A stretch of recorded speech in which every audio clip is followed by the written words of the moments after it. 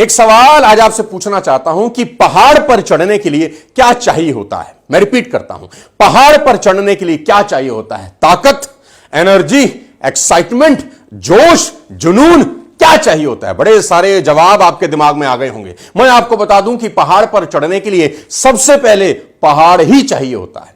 अगर पहाड़ ही ना हो तो मैं और आप चढ़ाई किस पे करेंगे? Guys, an envelope will reach nowhere अगर उस पर कोई पता ही ना लिखा हो। विदाउट प्रॉपर ईमेल आईडी वो मेल कहीं नहीं पहुंचती, बाउंस मार जाती है। पानी का जहाज जिसमें डायरेक्शन मीटर लगा होता है कि उस शिप को किस डायरेक्शन में जाना है, अगर वो डायरेक्शन मीटर उसमें से निकाल लिया जाए तो वो शिप कहां जाएगा? वो सिर्फ समुद्र में गोल गोल घूमता रहेगा पर पहुंचेगा कहीं भी नहीं।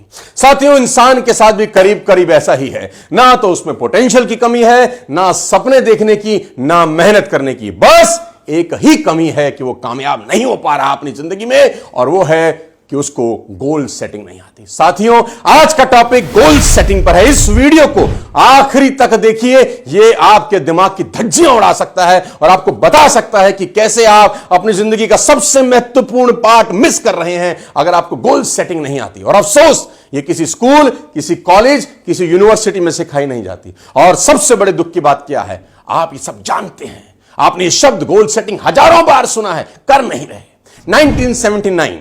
1979 a survey was done at Harvard MBA students कि कितने लोग गोल सेट करते हैं अपनी जिंदगी में। 84% लोग गोल ही सेट नहीं करते।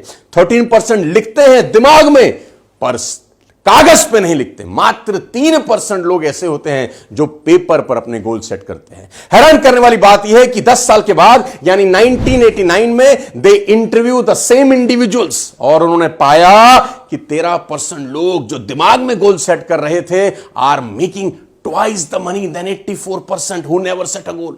84% लोगों से वो ज्यादा पैसा कमा रहे थे वो 13% लोग जो एटलीस्ट अपने दिमाग में तो सेट कर रहे थे। लेकिन हैरानी की बात यह थी कि जिन 3% लोगों के पास रिटर्न गोल्स थे वो उन सब 97% लोगों से भी ज्यादा पैसा बना रहे थे।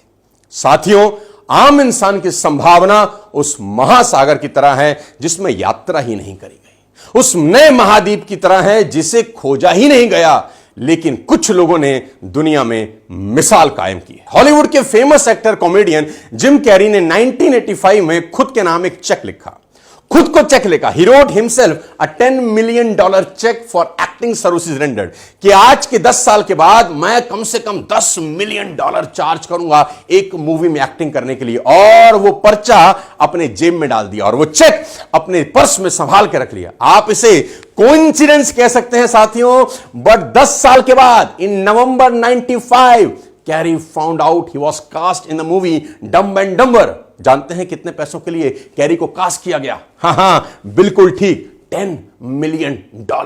जो अमाउंट उसने 10 साल पहले अपने लिए तय किया था, उसने मेहनत करी और ठीक 10 साल के बाद उसका गोल अकम्प्लिश हुआ। इन 1970 ब्रूस ली ने अपने आप को एक लेटर लिखा और उसको एक नाम दिया, माई सीक्रेट। और क्या लिखा?